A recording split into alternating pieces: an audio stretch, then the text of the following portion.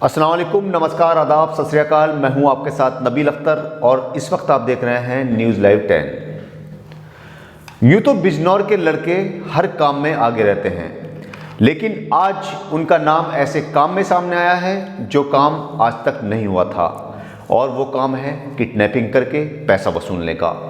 उसमें भी जब उनका नाम आया तो बिजनौर वाले चौंक उठे। हालांकि लड़कों के परिवार इस बात को किसी भी कीमत पर मानने को तैयार नहीं है कि उनके बच्चों ने किडनैपिंग जैसी हरकत को अंजाम दिया है। बिजनौर में ऐसे दो मामले सामने आए हैं जिनमें फिल्मी हस्तियों को इवेंट के नाम पर बुलाकर उनसे पैसा वसूल किया गया है। पहला मामला जो पहले सुर्खियों में आया वह है कॉमेडियन सुनील पाल का, जिनको इवेंट के नाम पर बुलाकर उनको किडनैप किए जाने का मामला सामने आया। खुद सुनील पाल ने बताया कि 16 दिन पहले अमित नाम के एक लड़के ने उन्हें कॉल की और अपने आप को एक कंपनी का डायरेक्टर बताया। उसने सुनील को हरिद्वार में होने वाले एक इवेंट के लिए बुक किया और फीस तय हो जाने के बाद सुनील पाल के खाते में कुछ पैसा भी ट्रांसफ़र करवाया गया। सुनील पाल का कहना है कि 2 दिसंबर को सुनील फ्लाइट लेकर दिल्ली पहुंचे, जहां पर पहले से ही उन्हें हरिद्वार ले जाने के लिए एक कार खड़ी हुई थी। वो कार में बैठ गए और कार हरिद्वार के लिए चल पड़ी। रास्ते में एक ढाबे पर उनकी कार रुकी, जहां पर 3 लड़के उनकी कार के पास आए और अपने आप को उनका फैन बताया। सुनील पाल का कहना है कि उनमें से एक लड़के ने उनसे कहा कि सर, मैंने नई कार खरीदी है, ज़रा देखिए तो कैसी है। वो सुनील को अपनी कार के पास ले गया और सुनील को वहां से किडनैप कर लिया गया। सुनील पाल ने कहा कि उसमें मौजूद बदमाशों ने उससे कहा कि तुम्हें किडनैप कर लिया गया है, अगर शोर मचाया तो मार दिए जाओगे। बदमाशों ने चेहरे पर कपड़ा बांध रखा था। बदमाश सुनील पाल को एक मकान में ले गए, जहां पर उन्हें बंधक बना लिया गया। एक बदमाश के हाथ में इंजेक्शन था। उसने कहा कि अगर आवाज़ निकाली तो जहर का इंजेक्शन लगा दूंगा। सुनील ने बदमाशों से पूछा कि वो चाहते क्या हैं, तो उन्होंने 20 लाख रुपयों की मांग रखी। सुनील ने कहा कि उसके पास इतना पैसा नहीं है, तो बदमाशों ने 10 लाख रुपए मांगे। साथ ही उसका एटीएम भी मांगा, लेकिन सुनील के पास एटीएम नहीं था। बदमाशों ने सुनील से कहा कि अपनी बीवी को कॉल करो और उससे पैसा मांगो, जिस पर सुनील ने कहा कि घर पर कॉल मत करो, घर वाले परेशान हो जाएंगे, मैं दोस्तों से पैसा मंगवा लेता हूँ। ये सब सुनील पाल ने पुलिस को बताया। सुनील ने यह भी बताया कि बदमाशों ने उनसे 3 दिसंबर को 8 लाख रुपए मंगवाए और इनमें से 20,000 रुपये उसे फ्लाइट के टिकट के लिए दिए और उन्हें मेरठ में लाल कुर्ती थाना क्षेत्र में छोड़ दिया और भाग खड़े हुए। सुनील पाल सीधे मुंबई पहुंचे और वहां पुलिस में शिकायत दर्ज करवाई गई। पुलिस ने शिकायत के आधार पर जिन खातों में पैसा भेजा गया था उन खातों को सीज करवा दिया। 5 दिसंबर 2024 को मेरठ के ज्वेलर्स, जिनकी न्यू राधे लाल राम अवतार सर्राफ के नाम से दुकान है, जब दुकानदारी का पैसा जमा करने के लिए बैंक पहुंचे तो उन्हें पता चला कि उनका खाता सीज कर दिया गया है। बैंक से पूछे जाने पर बैंक वालों ने उन्हें बताया कि महाराष्ट्र पुलिस की शिकायत पर खाते को सीज कर दिया गया है। तब जाकर पता चला कि किडनैपर्स ने अपने खातों में पैसा न मंगाकर फिल्मी स्टाइल में जेवरों की दुकान करने वाले इस दुकानदार के खाते में पैसा मंगवाया था और उन पैसों से गोल्ड खरीदा गया था। जैसे ही ये बात मेरठ पुलिस को पता चली, 9 दिसंबर को पुलिस की 10 टीमों ने हाईवे से लेकर बेगम पुल तक लगे कई सीसीटीवी कैमरे खंगाल डाले। जांच में सामने आया कि राधेश्याम और आकाश गंगा ज्वेलर से ज्वेलरी खरीदने वाले दोनों लड़के एक ही थे। वो 6 घंटों तक बेगम पुल और लाल कुर्ती एरिया में ही रहे। वहीं दूसरी ओर ज्वेलर्स का कहना है कि उन्हें क्या मालूम था कि जेवर खरीदने वाले लड़के बदमाश हैं। उन्होंने तो उन्हें आम ग्राहकों की तरह ही डील किया और बिल पर जेवर बेचे। सुनील पाल ने बताया कि बदमाशों ने आकाश गंगा ज्वेलर्स के यहां से 4 लाख रुपयों के और अक्षित सिंगल की शॉप से 2.25 लाख रुपयों के जेवर खरीदे। इन दोनों ही दुकानों से बिल सुनील पाल के नाम से ही बनवाए गए। जेवर खरीदने में इन्होंने सुनील पाल के ही आधार कार्ड और पैन कार्ड जमा किए। मेरठ पुलिस ने इन दोनों ही लड़कों के फोटो इन दुकानों में लगे सीसीटीवी कैमरों से हासिल किए और इनकी पहचान करवाई जाने लगी। दोनों लड़कों की पहचान बिजनौर के रहने वाले लवी पाल और अर्जुन करणवाल के रूप में हुई। जैसे ही समाचार पत्रों में इन दोनों के नाम छपे, बिजनौर में हड़कंप मच गया। पूरे शहर में ये बात जंगल की आग की तरह फैल गई कि बिजनौर के लड़कों ने ऐसे ऐसे एक फिल्मी एक्टर का किडनैप कर लिया है और फिरौती में रकम वसूल की है। जैसे ही ये बात लड़कों के परिवारों को पता चली, उनके घरों में भी हलचल पैदा हो गई। आज एक ऑडियो भी सोशल मीडिया पर वायरल हो रही है, जो किडनैपिंग में नाम आने वाले लवी और सुनील पाल की बताई जा रही है, जिसमें दोनों के बीच बात चल रही है। पहले वो ऑडियो सुनिए जो वायरल हो रही है। किसी का कुछ कहा किया, लेकिन अब जब गले पड़ गया तो कुछ ना कुछ बताना पड़ेगा ना भाई। हाँ तो सर बात ये है ना, जैसा आपने कहा हमने वैसे ही कर दिया, लेकिन फिर भी आप ऐसा कर रहे हो तो गलत है ना। आप घबराओ मत, आपका किसी का नाम नहीं लिया मैंने और किसी का कुछ नहीं मिला। मैंने बस यही बोला कि और पुलिस में कंप्लेंट नहीं करवाई है। पुलिस घर तो पे ये आकर आपकी बीवी क्यों, आपने बीवी को बताया नहीं था कि अपनी इसमें शामिल नहीं करा था क्या पहले ही? क्या आपने जो वाइफ ने करी ना आपकी है, अरे वो पूरा मीडिया फीडिया सब न्यूज व्यूज वाले सब ने साइबर क्राइम से सब पकड़ लिया ना। क्या करें अभी, वो सब कुछ ना कुछ तो बताना पड़ेगा ना भाई। हाँ तो देख लो सर, आप जैसा आपका मन करे वैसा करो। मैं जितना हो सके बचने की कोशिश कर रहा हूँ। मैं अभी हाँ मैंने कंप्लेंट नहीं करवाई, खाली निगरानी हम में बात आपके रखी है हम पुलिस आपके की। पीछे हैं, हम आपके पीछे हैं, जैसा आप कहोगे वैसा करेंगे। मैं कह रहा मिलोगे कब सर आप हमसे? ठीक है, आप टेंशन मत लो। मिलोगे कब सर? अभी बोला नहीं मैंने, अभी मिलने का मत रखिए, बहुत प्रॉब्लम हो जाएगा। ठीक है, ओके। ठीक है सर, ठीक, ओके, बस आपसे ही वो है। ठीक है सर, ओके, थैंक यू। ठीक है, ओके। इस ऑडियो को सुनने से ऐसा जाहिर हो रहा है कि सुनील पाल का अपनी किडनैपिंग का खुद ही प्लान था और सुनील पाल ने अपनी किडनैपिंग खुद ही करवाई थी। वहीं सुनील पाल का इस ऑडियो के बारे में कहना है कि मैं किडनैपर की धमकियों से घबरा गया था। उन्होंने कहा था कि तुम्हारा सारा परिवार हमारे निशाने पर है, अगर पुलिस में शिकायत दर्ज करवाई तो अंजाम अच्छा नहीं होगा। इसी से डरकर मैंने ये बात कह दी थी। इस बीच पुलिस ने सुनील पाल को लाने वाले टैक्सी चालक को भी हिरासत में ले लिया है, उससे भी पूछताछ की जा रही है।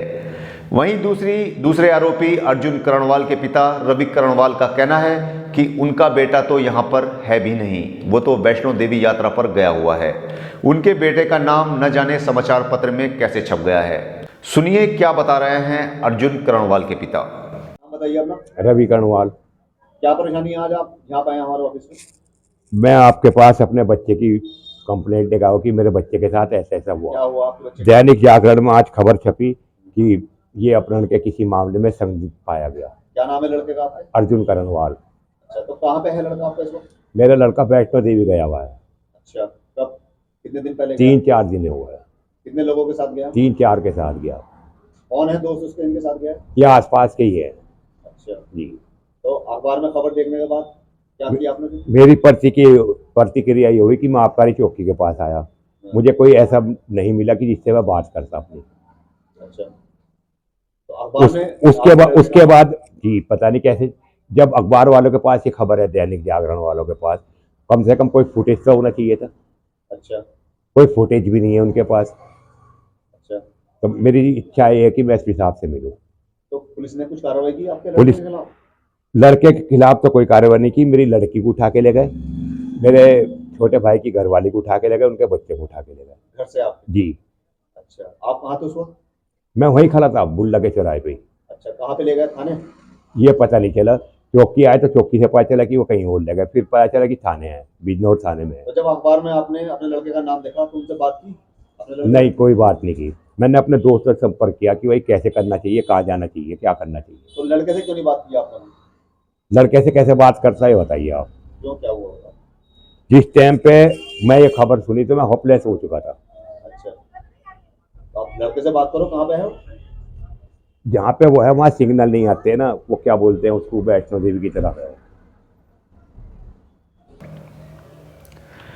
इसके अलावा भी आज बिजनौर पुलिस ने एक प्रेस नोट जारी करके बताया कि कुछ दिनों पहले भी इवेंट के नाम पर कॉमेडियन मुश्ताक खान को अगवा कर लिया गया था।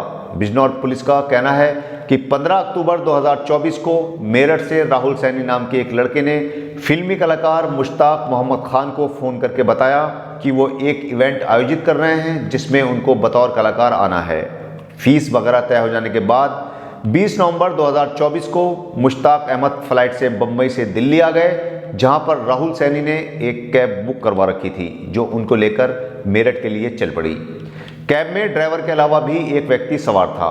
रास्ते में कैब के ड्राइवर ने गाड़ी रोकी और मुश्ताक अहमद को दूसरी गाड़ी में बैठा लिया गया और कुछ ही देर के बाद गाड़ी फिर से रोक ली गई और उसमें 2 और लोगों को सवार किया जाने लगा।